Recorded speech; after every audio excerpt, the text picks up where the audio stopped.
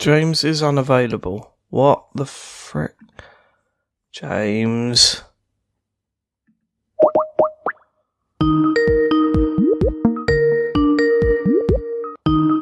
Pick up the phone, James. James. Yeah. What happened there? I don't know, it went a bit weird, didn't it? It was strange. It was It just didn't pick up. It was ringing on everything apart from on my computer for some reason. So odd. Okay. Very odd. Well, we're here now. Yeah. And it's time to talk Guardians of the Galaxy Vol. 2. I'm quite excited, actually, to talk about this one. Really? Did you rewatch it? Yeah, I did, yeah. When did you rewatch it? I rewatched it about 2 days ago. Yeah. Okay. I've got lots to say about this film, actually. Really? Yeah, okay. Yeah, I think I have got lots to talk about, actually. There's been some interesting moments within the family. What, your family or the family of the Guardians of the Galaxy? My family. Okay. There's been some interesting moments outside of the world of these calls when it comes to this film that I think we need to address. Oh, have you been chatting with everybody about it all again? No, what do you mean by everybody? Who do you not want me to talk to about it? Like, because I've got my brother-in-law who's like, of course he knows. Like, you got to remember that I'm watching these with Harry, right? So he's telling everyone anyway, right? Yeah. So my brother-in-law is well into the Marvel films, so we talk about them. There's a guy at work, an older guy at work actually, who really likes these films, and he's really excited to hear what I thought of them. But it's no one like I haven't spoken to Matt or Sean or anyone like within the podcast sphere that we're in. You're not on Twitter or you're not on just Twitter. Like going around just no, it's still a secret. Like, all right, we've told more people now than we initially wanted to, but it's cool because the listeners don't know. Listeners to TCGS don't know. The old listeners for Star Calls, they don't know we're doing this. Yeah. So it's still somewhat of a surprise when we show our little trailer. And Matt's been going crazy with the logo stuff. But the artwork's been absolutely incredible. Yeah, they are brilliant. I'm well excited to see those, actually. I'm kind of glad that we told Matt, at the very least, for that. Yeah.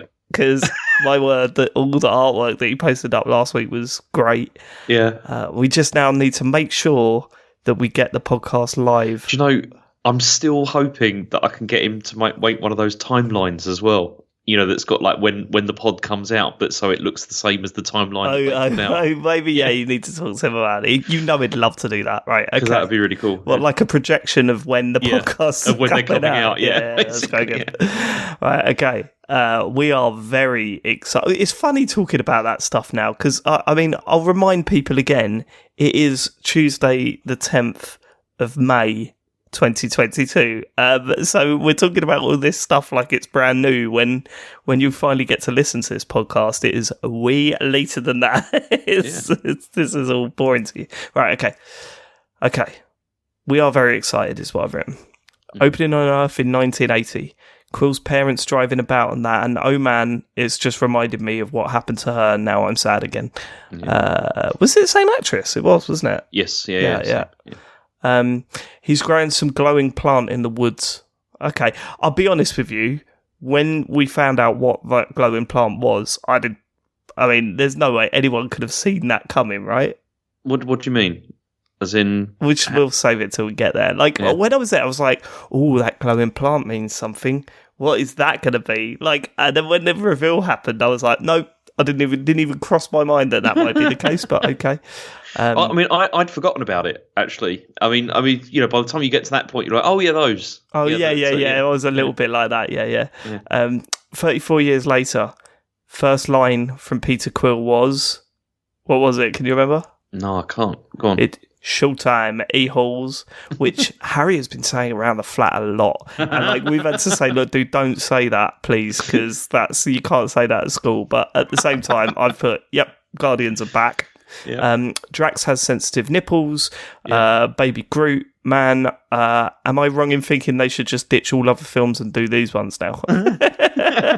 Well, I mean, part of the whole thing with this was that after the huge success of the first one, they were like, these could rival event like the Avengers. You know, easy. we could do loads for me, for me, I would watch another Guardians film over another Avengers film. And that's a weird thing to say, mainly because they've got a completely different vibe to both of them, right? Yeah. Like, these are just all-out space comedy. Like, there were points at this where I just thought, this is a better space comedy than Red Dwarf. Do you know what I mean? And that was that's like one of the best space comedies, you know. I was thinking, I'd love to see loads of these. Like, as I said, we mentioned it for the last Guardians film about how it's like, it might even say none of this Marvel stuff come out, right? Yeah. And they released Guardians 1, and 2 years later they released Guardians 2, right? Mm-hmm. People would be saying, like, this is the new Star Wars, right? Like, this is just as good, if not better. I suppose the difference is it doesn't have that mystique and the lore around it. So it's because it get away with that stuff. It's because it's more fun, though, isn't it? Oh, it's so a lot more fun, James. It's so fun, and some of the ideas and some of the places it goes, and visually it looks beautiful. I think, in fact, actually, in some of this film, I don't know if you agree, it was a little bit too blown out, but there was only a few scenes where it was a bit of a mess, I think. I feel that this film's probably about 20 to 25 minutes too long. I mean visually. I mean, cinematically. Visually, yeah, okay. Like the bit where they're crashing on Ego's planet. We're jumping ahead, but it's fine. We'll come back to it. The bit where they're crashing on Ego's planet, I thought was a bit too bright. Like, it just looked ridiculous. There's an awful lot going on in a lot of those scenes as well. Like, especially, like, you know, do you remember? I mean, we'll get to the point in a minute, but you know, when they're escaping after stealing the batteries, and it's just like, wow, okay, there's a lot. God, it looks so good though, doesn't it? That bit, right? Okay, right. Showtime, Ajo. Drax has sensitive nipples. Baby Groot. We've done that. A bit of ELO while they're fighting. Baby Groot dancing. I put this is a cut above. Like, this might be my favourite. It's definitely my favourite opening for any of these films. Just, I love it so much. Just Baby Groot dancing in the foreground, like them having this big battle, which, by the way, still isn't just like, in most films that would just be some random fight they're having, but this is like essential to the plot. Like, this builds up what they're actually doing. You know, protecting those batteries from that big space monster or whatever. Don't need to go into too much detail, but, you know, is where the story starts. And, like, Groot just dancing around and interacting with everyone. Like, my favourite bit in that whole bit is when Gamora turns around and goes, Groot, get out of the way. What are you doing? You're going to get cracked. And then he, like, waves at her and he goes, hello. And then fine. I just thought, too good. And then I was looking at the credits while this was going on, and I put, Sylvester Stallone is in this. He is, yeah. Okay. Also, we're all in fits during this intro bit. Yeah, we were creasing up throughout this whole thing. Did you watch it with anyone this time around? No, actually, no. Yeah, we did. Yeah, we all watched it. It was not all of us. No, it was Chen and Asher and I watched it.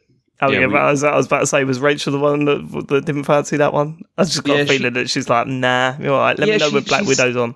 It's true, actually. Yeah, she's less interested in Guardians of the Galaxy. She like Black Widow and stuff like is the stuff that she really likes. It's, I don't know what that's about. But we were just creasing up the bit where he freezes again when Drax looks at him.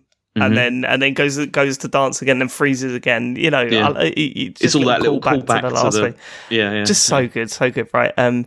Okay, Drax tried to kill that thing from the inside, and that whole bit was brilliant. But yeah, also just him in there, and then just like hammering the thing. But it's like, it's obviously not going to work. Yeah, when he said the skin's too hard from the outside, we need to go inside it, and then like Peter Quill goes, yeah, but hold on, it's still going to be just as hard the other way. You've still got to get through. Yeah, you've still got to get through that part. Like, what is he thinking? I know.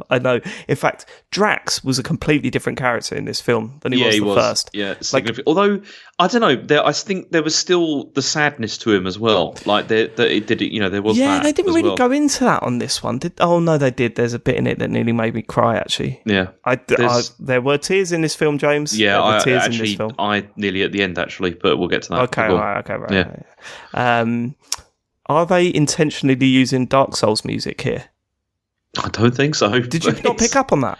No, but it was. I mean, no, I didn't. Go back and watch it. Going back and watch that fight scene. So once the ELO finishes, and they're just taking on that big space squid thing. Go back and watch it because it sounds like Dark Souls music. And I was like, I wonder if that's like a gentle nod it's not.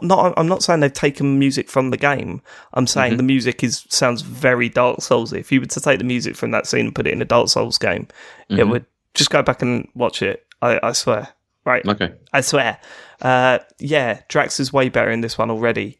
Mishearing what Quill said. Oh, that's when he keeps getting the name for the batteries wrong, right? Yeah.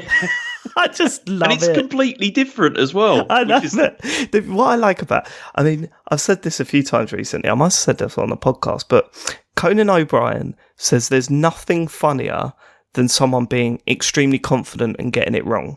And you can apply that to all sorts. Like he says, like when he goes bowling or whatever, he'll go, "Step out of the way, everyone. Watch a master at work," and then just like intentionally throw it down the gutter because it's just like really funny. But this works here as well. That rule works here as well because Drax is so confident when he says the name of the batteries, but he's completely wrong. That's what makes it funny. That's what makes it so good. Like he's like treats Quill as like an idiot for like not for it not being that. And I like the rocket winking gag as well. So this is when they're standing in front of the what are they called? The Sovereigns? It's that group of people. Yeah, I think they are the Sovereigns. Yeah, it's the Sovereign. Yeah, I love those characters as well because they're such a they're supposed to be. It's like a complete parody of high society, right? Yeah, it's like a piss take of that, and they do it so well because I know they all look incredible. Yet at the same time, oh no, this isn't that bit. This isn't when they're standing. They're chatting. He's winking in front of Drax for some reason. I can't remember what it was. That happens before they go back to get the cash. That's right. Not the cash. They get Nebula. That's right. What is he winking about though? And he says something, and then he like winks, doesn't he? And then he's and then Drax goes, "I can see you winking. Yeah. I can actually see you winking." I can't remember what he was winking about, but okay. This is a quote. "There are two types of people in the universe, those who dance and those who do not." Yep, me and you are totally different, James, is what I've written down here. You're not a dancer, are you, mate? Yeah, I mean, I love that whole speech from Drax, though. He's like, she sat, she just stood there and didn't move a muscle. It was just... It's like at that moment, I knew it was like love. It's just...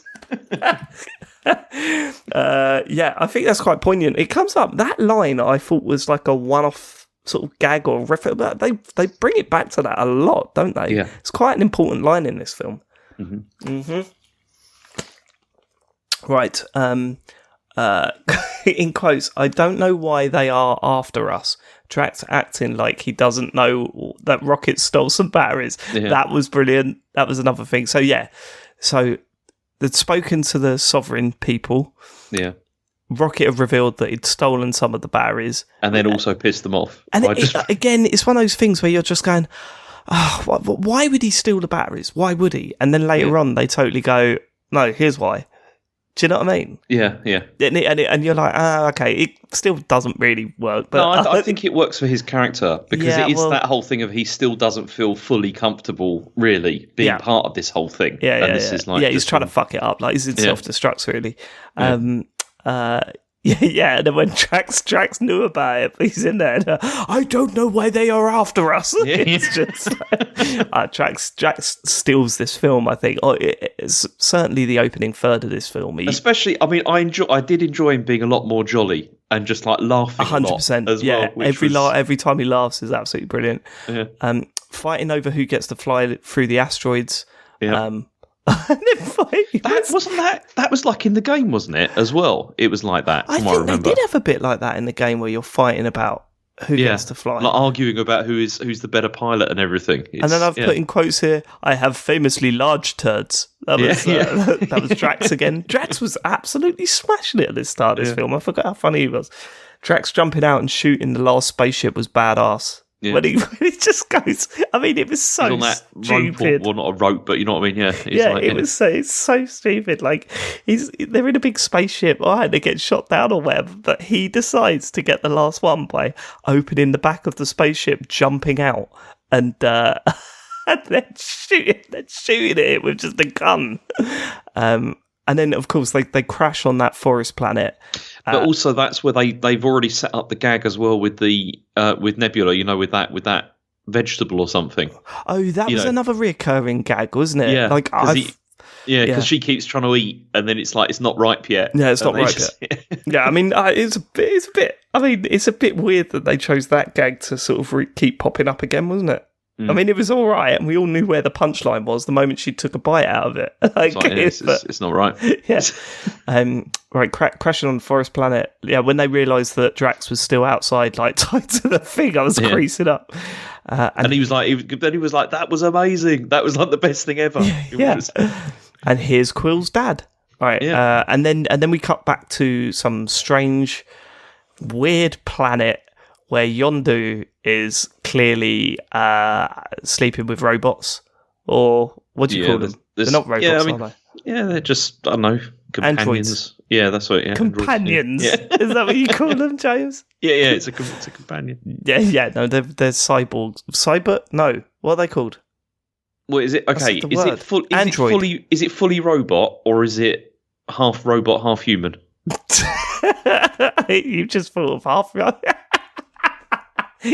Wait, hold on. An android is a robot that's supposed to look like a human, right? Yeah, but it's like fully like it's robot. Still fully robot, I think. Yeah, a cyborg is like cyborg is half... a person that's been been enhanced, by stuff. Yeah, like RoboCop. Yeah, you can say he's a cyborg. So R2D2 robot. Yes. C3PO android. No, I'd say robot. He doesn't. He's supposed to look human enough. No, but he's supposed to look like a human, though. He's built to look like a human. I know, but it's like taking the piss, isn't it? Like you look at it, it's like that. That android can take the piss, but they called them droids in those films. Yeah, that's even R2D2. I'm so confused. Yeah, we better learn this because this is our world soon. We're like 10 years away from going, have you ordered your new android? No, I ordered a robot by mistake. Oh fuck, can't do anything. I'd rather be a cyborg. That'd be better. Would you? Yeah. I'm not suggesting that you become a robot, James. Why not? Because I don't think you can. Well, not yet, but... Okay. So, Yondu... Better eyes. I beg your pardon? I said I want better eyes. That's what you'd want out of any... Like, if you could have a cyber upgrade... Enhancement. Yeah. You go for better eyes. That's it. Yeah, definitely, yeah. Fucking eyes are nowhere near as good as they used to be. But really like nice what? So that you could just see normal, or that you could see like a million miles in the... Yeah, like stuff like that. So you can and also like get, sort of information as well and stuff like that. It'd be what do you mean? Helpful. Oh no, you like look outside and there's like a tree and then it tells you what kind of tree it is and things like that. That's what you'd use it for. Yeah. I'd like to see that. You'd be laying down in a field at night and they'll go, oh, look at the beautiful stars. Well, actually, I could see another universe. And over there, I could see there are little aliens walking around on that universe over there. That'd be amazing. Yeah, it would be pretty good, actually. Get fair play. Right, there's Sylvester Stallone. It's a bit weird that he's in it, isn't he? He's a character also that's, he's a major character, like in the whole... like comic books and all that kind of stuff. Right, he's a comic book character, right? Yeah, but I think he's going to be back. Like, he's definitely going to be back at some point. Why are you telling me shit? Well, no, because it's important. He's a major character. The fuck up. I don't want to know. Like, if he comes back in a future one, I'll be like, oh my god, he's back. Yeah. All right. I won't tell you. He's going to be back. I think. Yeah. Wait, actually, he's not that bad, is he? Like, it's so weird. Sylvester Stallone hasn't done or I've not seen him in anything in about 30 years, James. Yeah. So it's like really weird. You see him and you're like, oh my God, I thought he was a joke now. Like that he didn't actually he's act. Not a joke. He does. He was a little bit, wasn't he? Really? I don't know. I mean, he did things like the Expendables and stuff like that, didn't he? And he did do that. Yeah, I didn't see any of those films. And there's been all like the Rocky stuff as well that he's done. Yeah, I know he's. Yeah, I was aware that he was in Rocky films. No, but wasn't he in like that terrible recently, Rambo film? Yeah, probably. I mean, he tried to relaunch, I think, a whole bunch of his like franchises or whatever, and some of them did better than others. That was one that didn't. I actually remembered, like, I saw him and I went, oh, actually, you're all right in this. Actually, you certainly work as that character. Yeah. I thought it was really good. Yondu being exiled by his gang or whatever for dealing with kids. Yeah, that's this sets up his whole plot and the whole. It does. Yeah. It's funny, isn't it? Because he did some real dark shit, Yondu. Yes. And this is a film about loving him, right? And seeing the good sides of Yondu. Yeah. But what he's done is actually really messed up. Yeah, going from planet. So, am I right in thinking he was working for Ego? Yes. Going from planet to planet, nabbing the kids. But then it's not entirely clear. I think, you see, they try and make out that he discovers what's happening to these kids. This is it, isn't it? And then doesn't hand doesn't over like Quill. it. Like the line that he gives Stallone is, I didn't know this is what was going on. And you thought, how could you not? You were stealing kids. It's like, you're taking kids from places, and then you're thinking, what's happening to these kids? You're not asking any questions or anything like that. It was odd. A bit weird, isn't it? Right, okay. Okay. Why do I find the gold people so funny? A proper parody of posh pricks, right? Yeah, they're like wearing bigger shoes and stuff like that as well to make them taller, and all that kind of stuff as well. And then when they're rolling out the thing and it gets caught, just stupid little gags like that. It was a real middle finger to high society. I thought it was really funny. Drax and Mantis practical jokes scene. I hope they're together for the rest of the film. Thankfully, they are. What was the practical joke they would do? Was that? Hang on. Is that when they were starting the she was like sensing the emotions and everything? No, and then it was before that. It was before that where he goes, "That was a practical joke." I remember him shouting that out. No, that was where he got. So Mantis was like, "Can I stroke your dog or whatever?" And then he's like, meaning Rocket. Oh, that's it. And then Drax is like, "Yeah, go ahead." Yeah, but like in the most unconvincing way ever. He's like, "Yes, you can stroke him," and then he goes mental. And he goes, that was a practical joke. I just made that up. I instantly, when those two were together, I was like, I hope we see loads of you together, actually. And we do, which is good.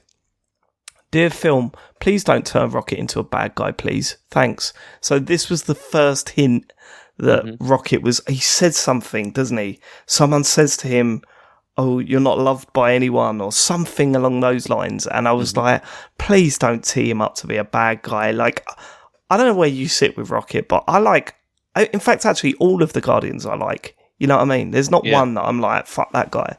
And Rocket, I think, is great. So I was it's just because at this point they focused again on this idea of him kind of like acting out all the time and being an arsehole. Yeah. Even though he's not really. Yeah. It's just he's just acting like that because he's still he uncomfortable. Wants to be a tough guy. Wants to be a tough guy. Drax laughing at Quill fancying Gamora. Yeah, that being was good. sent to sleep. That was amazing. Rocket going full Home Alone back at the base. Right. So to sort of summarise where we're at. The Guardians are split up at this point. Quill. Actually, this was something I didn't. I kind of understand why they did this, but also like why split them up like this? Like, I mean, I know Rocket was down there to repair the ship, but really, who cares? Yeah, like just leave it. Yeah, it doesn't anyone. He needed some protection. Like Drax should have stayed there. Yeah. I mean, just leaving him there with Nebula. And with Baby Groot, it makes no sense, does it? I mean, because not only are they fixing the ship, they're trying to stop Nebula from escaping. So why would you just leave? Yeah, no, you're absolutely right. That was stupid. But I guess it does because set they scene had up, lots of ideas for Drax and Mantis in mind, so they weren't going to give those up. But when Rocket went full Home Alone by like jumping about the woods and taking them all out and all that sort of stuff, loved it. Loads of, especially that visual gag with the like them getting launched up into the air and then down again and up and then down again. Just all that. stupid slapstick comedy. Absolutely nails it. Very funny. We like that bit. I forgot about Yondu's whistle arrow thing. I forgot. Come on, that's cool. It's the coolest thing in the Marvel Cinematic Universe so far. You think so? Yeah. What, as a weapon, name something cooler. Captain America's shield? No. No. It's unbreakable metal, mother.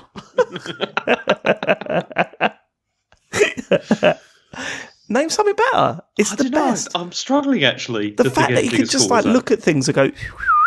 Yeah, and it just like whips around and kills everyone. Like it's too powerful, but like also it's the best thing in any of these films so far. I love that shit.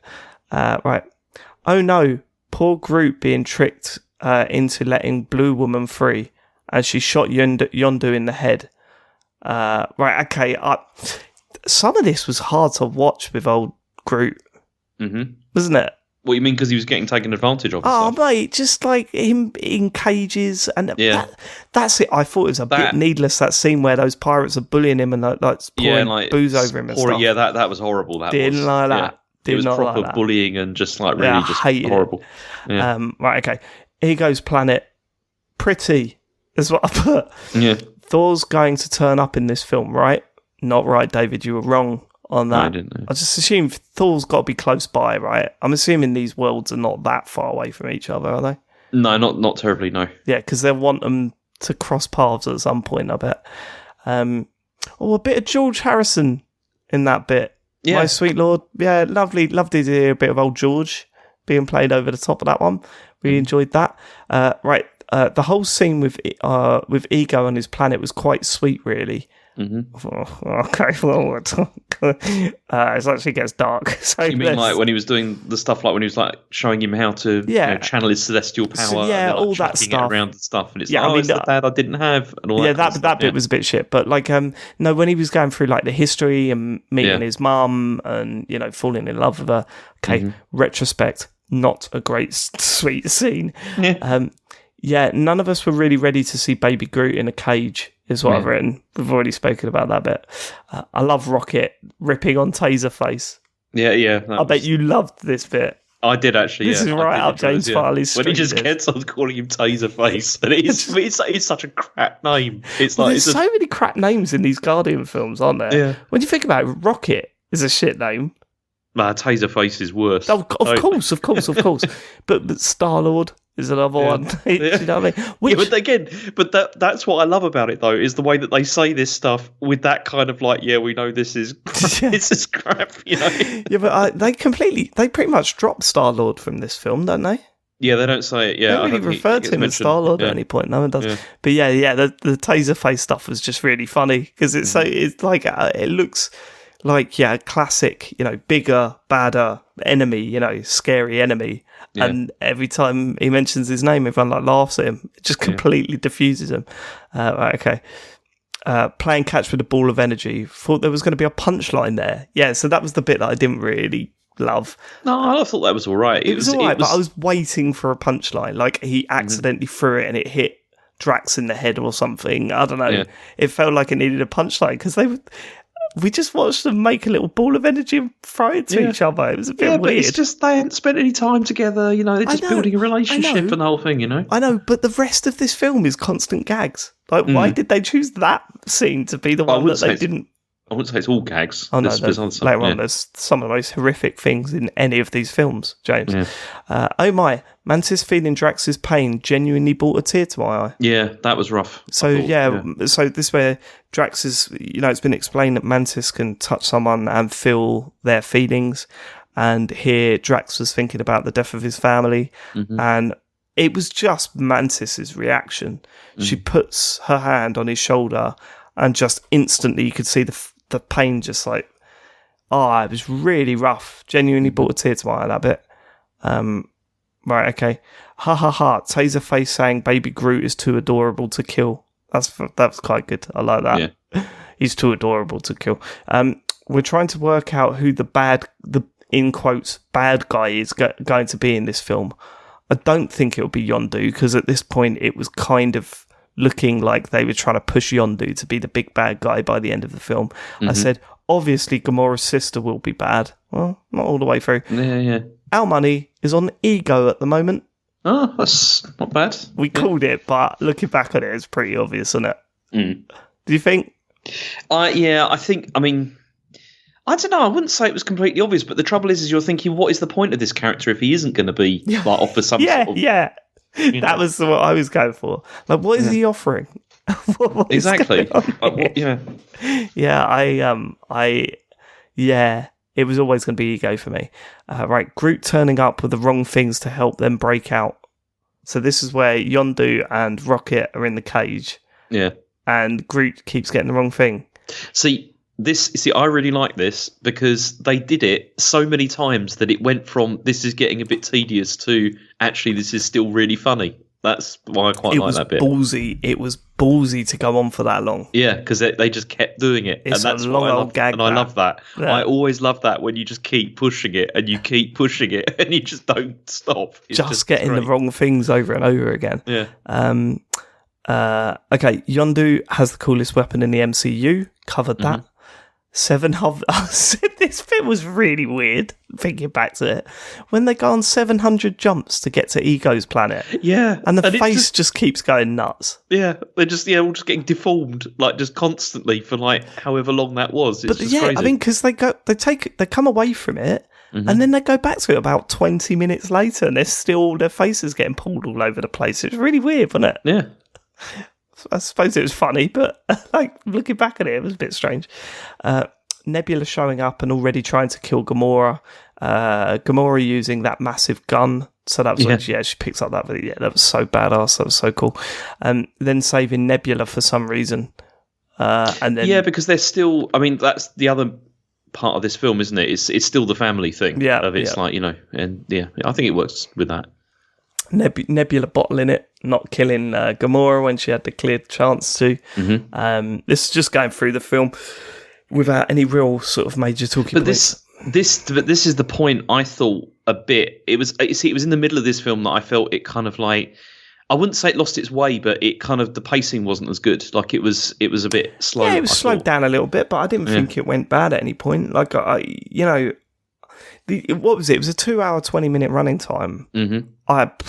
Mate, honestly, it felt shorter to me than some of the 2 hour ones that I'd seen. Yeah. See, I might. Well, we'll get to it, but the ending part was the part that I found it just went far too long. Okay. I really thought, but yeah, go on. Okay.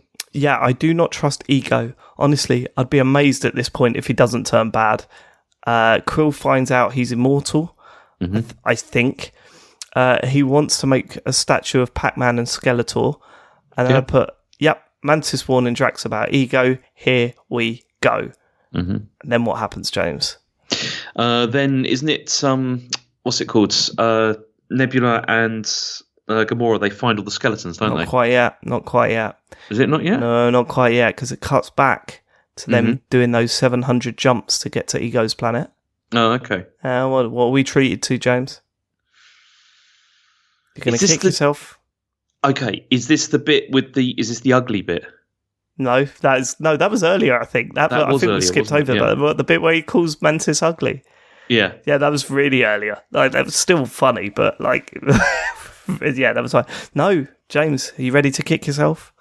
No, hang on. Is it when, because he doesn't, no, he doesn't start to reveal it, does he, at this point? Who? Ego. No, this is before we really get told that he's a nightmare. Okay, it cuts back to the ship that's doing the 700 jumps. Yeah. What are we treated to, James? A Stan Lee cameo. Oh, yeah, the Stan Lee cameo. Yeah. Easily the worst one of the lot. But I know, but also it's a significant one, actually. Well, wait, let me just finish the note. On a planet referencing another one of his cameos, they should have cut these a long time ago. Okay. Go on. So, there's a thing with this. Oh, fucking hell. Go on. So, the people that he's talking to are called the Watchers. Right. You see. And the Watchers are these kind of like celestial beings or whatever that watch what's going on across all the different multiverses, right? But they don't interfere. They're not allowed to interfere in anything. I don't even know what a multiverse is yet. Yeah. Is that happening later?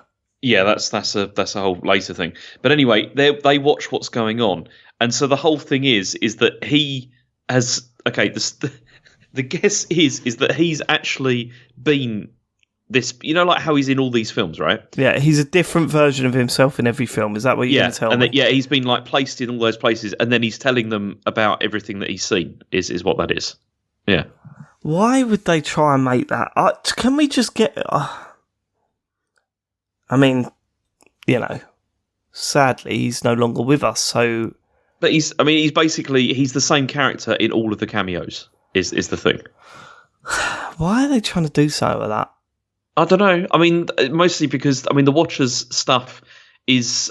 That's all from a spin-off now anyway. Like there's this, which is really good, and actually, after we've done with this, if I know you don't want to watch any of the what's it called, like the TV series or Well, I anything. like really. that what if stuff. Yeah, I might watch that. and that's what this is from. Like it's from the what if stuff, and there is some really fucking good ones there. Like the one of them is so good is with Ultron. Like what if Ultron succeeded? And it's really good. And there's also another one which is related to. There's another one which makes Doctor Strange an interesting character. I like Doctor Strange as a character. I just thought the film was naff. No, there's a really good one with that as well. So they're interesting characters, the Watchers. But yeah, okay, all right. I just didn't like this cameo. It was the worst one of the lot. Yeah. And then they use him in a post-credit scene. I mean, we'll get there, but Jesus. Yeah. Oh my God. Yondu and Rocket realising they're the same got me going too. What the fuck? Mm-hmm. Yeah, that got a lump in my throat as well. Yeah. When they sort of, this is when Yondu does his big speech and sort of says, "Why did you steal those batteries? You didn't need them. Why did you do it? Because just the type of person you are." And that's I know because that's who I. Yeah, that was it. They're having a big row, really shouting at each other, and then he goes, "Because that's who I am." And then.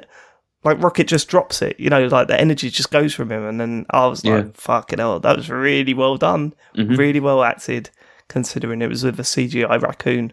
That is pretty incredible. Yeah. Okay. Oh my God, Ego is dark. He might actually be worse than Anakin Skywalker. Yeah, he's really awful. Both child killers.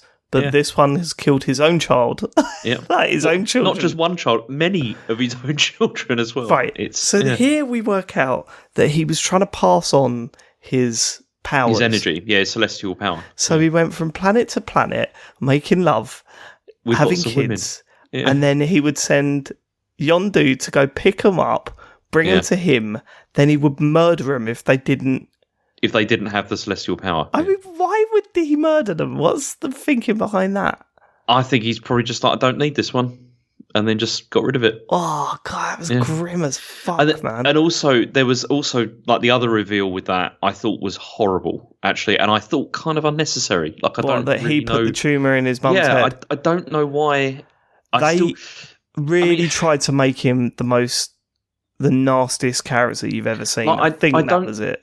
I don't think there was any need, though, for that. Like, do you know what I mean? As an extra motivator. I mean, the fact that he left her behind anyway, and he left his child behind and all that kind of thing, is bad enough, than without having I think to you're say right. He did that.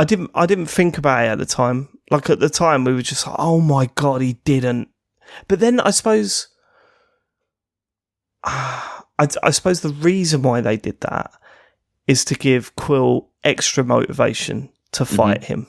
Yeah, but I don't think he needed that, because I think he was pissed off enough as it is anyway. He was, but I think this made it more personal. I'm not justifying it. I think you're probably right, but I didn't think about it at the time. I wasn't sitting there going, that's unnecessary. I was thinking, like, Quill's really going to kill him now, because Jesus.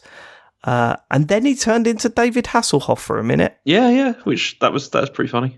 It was pretty funny. Did he actually go and film? He shot that. Yeah, he shot that. Yeah. Could you imagine that being David Hasselhoff's agent, like getting a phone call? Hi, James Gunn. I work. I'm working on a film. It's in the Marvel Cinematic Universe. Oh yeah. We want David Hasselhoff to be in it. I mean, yes. Yes, don't worry, we'll talk fees, but yes, David Hasselhoff will be in that. So what are we saying? Are we saying like a month for filming, 2 months? What's the sort of schedule here? Oh, no. We just want him in it for like a 12th of a second. What? Just a 12th of a second where you sort of see his face and go, is that David And then he goes away. Yeah, and then he turns back into Kurt Russell. Right. Why is that? Because, there's this thing where we keep talking about David Hasselhoff and his Knight Rider car, and we'll just have David Hasselhoff in it then. Nah, just the 12th of a second thing, thanks.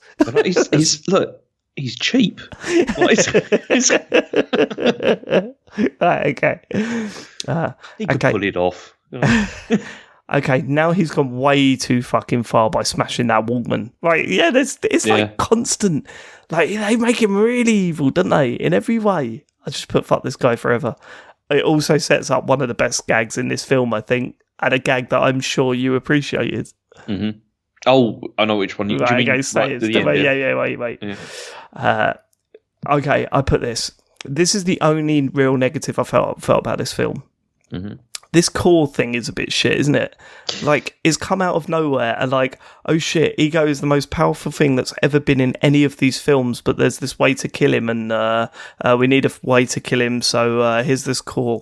There's here's his actual brain. Here's his brain in the center of the thing. Well, I mean, the whole thing was that he said that he formed he was like, you know, conscious. He was like a consciousness, and then formed the planet around himself, and like ego is really the planet. Like that's what he is. Yeah, of course, yeah. But then, having it as being like an actual physical entity is a bit odd because the whole thing was it was his consciousness. It didn't really work.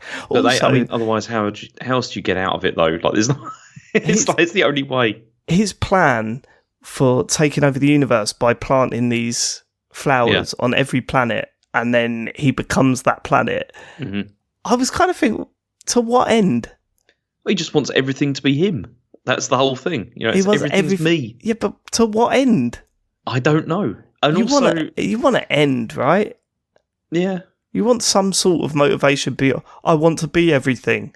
Yeah. Oh dear. That was his thing. That was his purpose. You know, I'm going to be everything. Yeah, a bit. I don't know. I preferred like the evil shit that he did rather than the sort of crazy stuff. Yeah, like the motivation and the plan. It's like, he's like, what for? You know, I know. Yeah, why? Well, all right, we got this new enemy, like this new bad guy. Right, what's he want? Just everything. Yeah. Okay, whatever. Just get the film done. So make fucking billions anyway. Baby Groot trying to learn how to arm the bomb. We were pissing ourselves at that bit. Yeah, this is quite good. Yeah, so good. The way he's just like he just kept again. It was one of the gag was done over and over again where he just kept pointing at the wrong button. We were wetting ourselves here. But also, again, the stuff with the tape like went on for quite a long time. You know, the idea of like, you know, when he was like, look, just get some sellotape. Yeah, that was over weird. It. Yeah, and that didn't really work, did it? It's like him flying off and being like, oh, have you got any sellotape? It's like, no, have you got any? And it's just like that went on for quite a long strange time. One. It was good. I think that would have worked better in the cinema. Mm-hmm. Because I'm assuming that when you're in the cinema, you could literally hear Quill flying around the theatre. Yeah, that makes sense. In each corner or whatever. That gag probably made more sense there. Yeah. On a like stereo speakers, it was kind of like, why does he keep talking to people about tape? This is getting weird. Okay, so who flies down on something and he says you look like Mary Poppins? Oh, that was Yondu. It's because he comes down with his what's it called? You know, with his weapon. Yeah, he comes down with his weapon, right? That's it. Yeah. And then he goes, "You look like Mary Poppins. Is he cool? Hell yeah, he's cool." Yeah. I mean, the writing, like that, makes me jealous of the Rob. You know, there are lines in this, specifically this exchange, that makes me jealous that someone was able to write that. Because it's just joke on joke on joke. You look like Mary Poppins. That's a funny joke. Is he cool? That's a very funny joke. And what's the funniest thing that you could reply to that?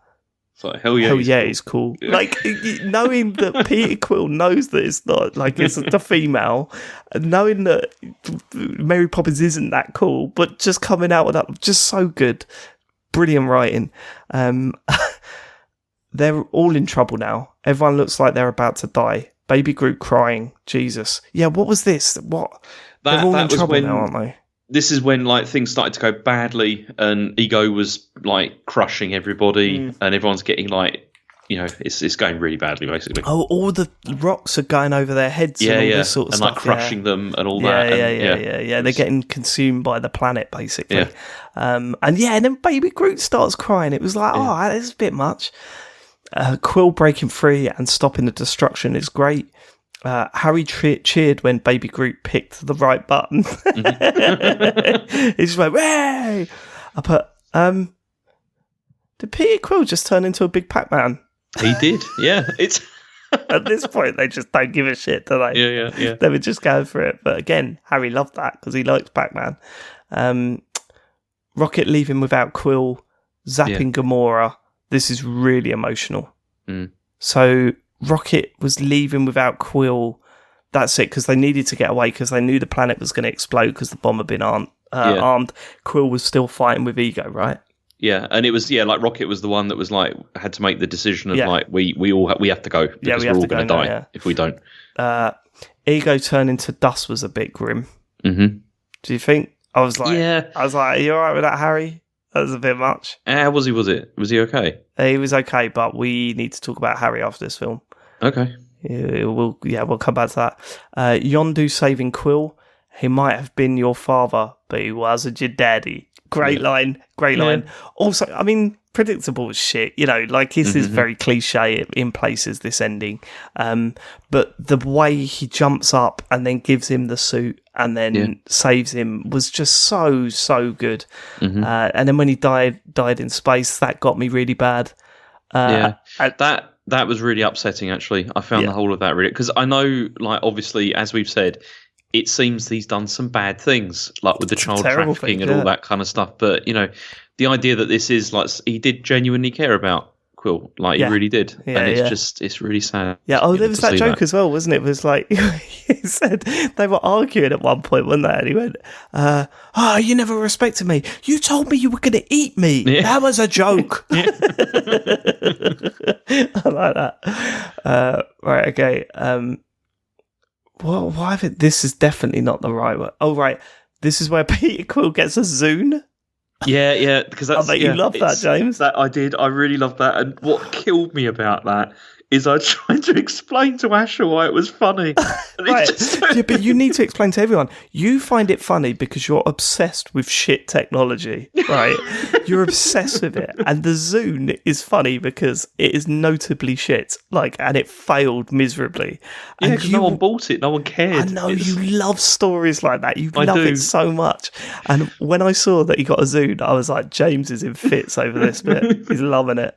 No, it's just I do love that because I just love it when you get like a massive corporation that like thinks it can do whatever and then it just releases something and no one cares and it's just I just like that. It's just funny. He lives for those moments. Are they called the Ravengers? Ravagers. Ravagers, right? That's it. I knew that wasn't right. How I've written it down. So they have a funeral for Yondu. Yeah, and that actually upset me a bit. Actually, that bit. I put this has been one of the most impactful deaths in any of these films, and then I put somehow because really he was only in it for a little bit. Yeah, in the first film, the second film, all right, it was mainly about Yondu. Yeah. He was sort of a focal point, like a major focal point in this film. And also, I mean, they tried to like sort of put people off like the scent with him dying in this film. One of the things they did was when they were filming one of the films we're going to be seeing like in a couple of weeks, he was on the set like of that film as well. Like they put him on the set of other Avengers films and everything to make it look like he was still going to be around. It's true. They got the actor. Yeah. In costume, the whole thing. Oh to like be on set and everything, for stuff, They must have paid him a shit ton because why would he do that? I don't. Well, no, because it's to make sure people weren't surprised. Who gives a fuck? I just go, no, I'm an actor. I don't give a shit if people find out. Well, they must have paid him a lot of money. If you want me to just turn up, just to get in my costume and stand about a set and then leave again, you're going to have to pay me millions for that. Yeah, fucking ridiculous. I doubt they paid him millions, but yeah, he was seen in other films. That's funny. Yeah. On the set. Okay, Yondu's mate trying out the arrow and stabbing Drax. That was a great little ending bit there. Yeah. And then I've put right. So this is at the end of the film. God, that was fucking excellent. Why on earth do people say it's not as good as the first one when you first talk to them about this film? I'd say it's just as good at the very least, but really? Certainly not a dip in quality like people make out. It's up there, is what I've put. See, I think it's a really good film, and I really, really enjoyed it, but I still don't think it's as good as the first because I don't think it's as tight, and I don't think it's as well-paced, like, at all. I don't think particularly it's the ending. that. I thought the ending went on far too long. Like seriously, like those battle sequences and everything. Like obviously they were really proud of what they were putting together in terms of like visual effects and everything. Yeah, God, but it looked great. But it just went on too long for me. I don't know. It just didn't for me. It Really? flew by for me. Yeah. Like there was no point. There's been a few of these films where we've gone, fucking hell, how long is left on it? I remember Winter Soldier. We were like, Jesus, it's still going on. Mm-hmm. And like this one, there weren't even a question of it. Like how long's left? There was none of that. We just loved it from start to finish. But what I'm saying is this. I've mentioned this film to a few people, and I've said, we watched, like, ever since we watched Guardians of the Galaxy, we'd say to someone, I watched Guardians of the Galaxy. Oh, yeah, there's a second one that's not as good. Like, why is that the first thing people say? I mean, probably because, like, the first one, I think, was kind of perfect in a way. And, you know, following that is obviously things are never going to be as good, are they? I would argue that this is a funnier film. Really? Yeah, this has got bigger laughs in it, 100%. But you see, I mean, there's also certain like personal things with this. Like, I didn't think that the soundtrack I didn't think was as good in this one. No, I agree with you there. I don't think the soundtrack is as good on this one. I think also, I thought it was a shame that they didn't really go into some of the depths of Drax's character, and even Gamora. We still don't know that much about Gamora. Yeah. They sort of dropped any reference to Rocket's past as well. Yeah, and you don't really get like a exploration of like the relationship between Groot and Rocket. It isn't as strong in this one either. It isn't, no, but then there are other stronger relationships, right? So the Rocket and Yondu relationship was fantastic. Yondu and Quill's relationship was fantastic. And Drax and Mantis was just perfect. Like, that is just perfection. Like, I could sit and watch a film with those two. Like, if there was a TV series called Drax and Mantis, like... I'd that whole thing that. when he was just like, you're idiots. It's like, just kept saying it. And then we said... and then didn't he say something? No, you are beautiful inside and out. And then he sort of turns around and goes, "I lied about the outside," or something like that. Just so dumb, but I loved it. I don't get it. I don't get it. If there was a notable dip in quality, I would go, I see why people say that now. But I didn't see a notable dip. If you were to say to me, I think the first film is better because this, and this, I'll probably go, yeah, you're probably right. But I don't understand why the first thing people say is not as good as the first. All right. Is it really, like, I don't get why that's the thing. I think it's just because the first film, it feels like more happens in that film. Like there's more plot points going on.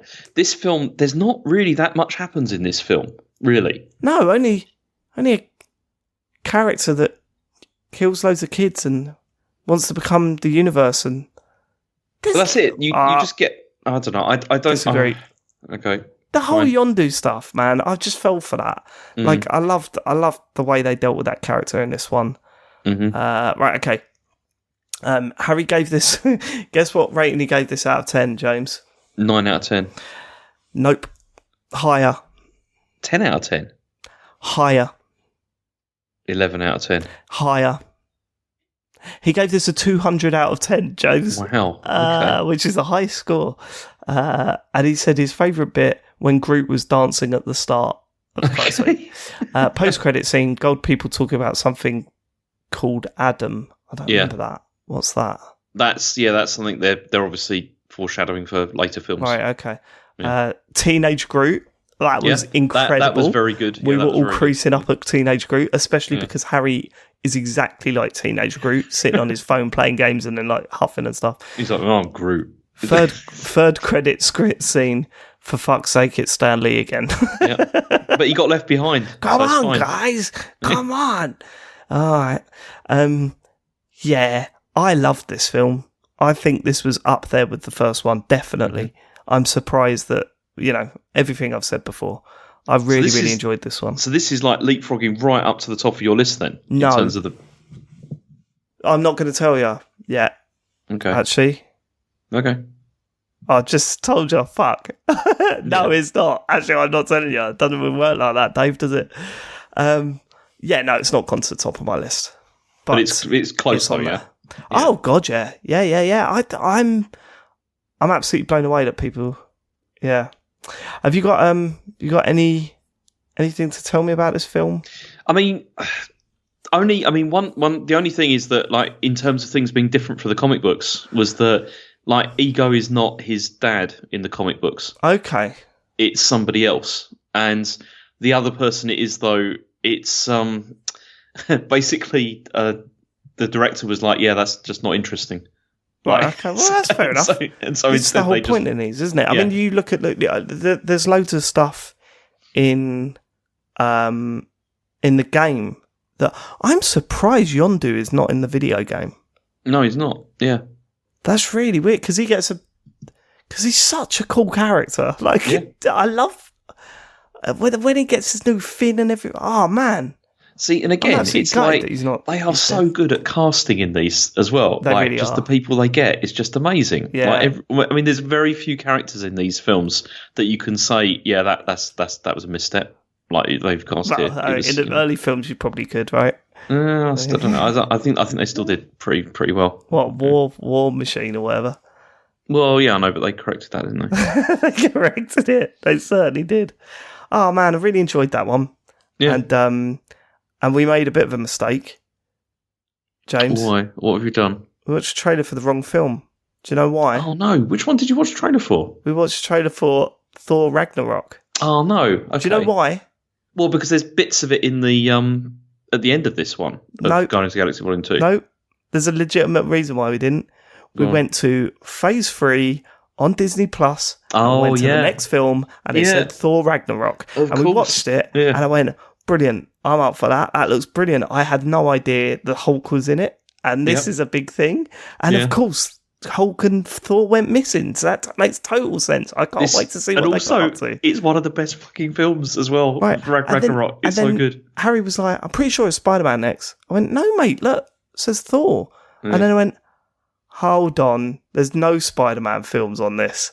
So I then went onto Wiki to see what was next, and it was Spider-Man. And I was like, So I guess Disney don't own the Spider-Man ones then? No, they don't. It's because there's well, because obviously Sony owned the film rights to Spider-Man, so it's made in partnership with Sony, but they don't put them on Disney Plus. Although I think they are coming at some point, but probably not soon enough that it'd be any good for us. The first of the Spider-Man films is on Netflix. Oh, that's good. Yeah. So I will watch it on there. Although we've got to watch it soon because my Netflix runs out in like. Hang on, wait a minute. This is Spider-Man: Homecoming, right? That's right. Because there's like a million Spider-Man films, because it's definitely Homecoming because the trailer starts off with like there's a train and Spider-Man's like, oh, look at that girl, I like her, and then his mate goes, you're Spider-Man, and then Tony Stark goes, hey, don't worry about that guy with the wings, there are other people that can deal with that, and he's like, oh, why is he trying to tell me what to do? So that's Homecoming, I assume? Yeah, that's Homecoming. So Spider-Man. But how do you feel about that, about Spider-Man? Here's a question. I've got one question that you need to answer. Are these a little bit tamer, more family-friendly than the other Marvel films? Yes. Okay, so could Charlie get away with what? No. Right, okay. No, I wouldn't watch it with that young 3-year-old. I mean, it is silly that I'm even considering it. He just loves Spider-Man. I'd say that they're not. Yeah, the thing I wouldn't. This is what I hate saying because from my memory they're not very dark. But then I know what's going to happen. We're going to watch them, and then you're just going to be like, fucking hell, James. Spider-Man decapitates 8 people in the opening scene, James. But I'm pretty certain, that these are, they're not, they're a bit nicer, I think. Okay. A bit more family friendly. But yeah. Okay. Well, I will watch this film, and I am looking forward to it. Yeah. We're getting real into the thick of this now, aren't we? And as I said, we've got just so many good ones now. I can't wait for you to get to Thor Ragnarok I can't wait for, and also Black Panther, because I reckon you're going to like both of them. They're great. But particularly Thor Ragnarok is really good. So Taika Waititi. This is our 16th call, so we've watched 15 of these films now. Yep. Can you believe it? Can you believe it? Wow.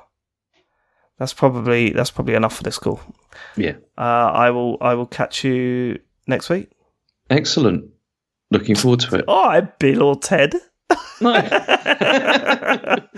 catch you later, mate. Bye. See you. Bye.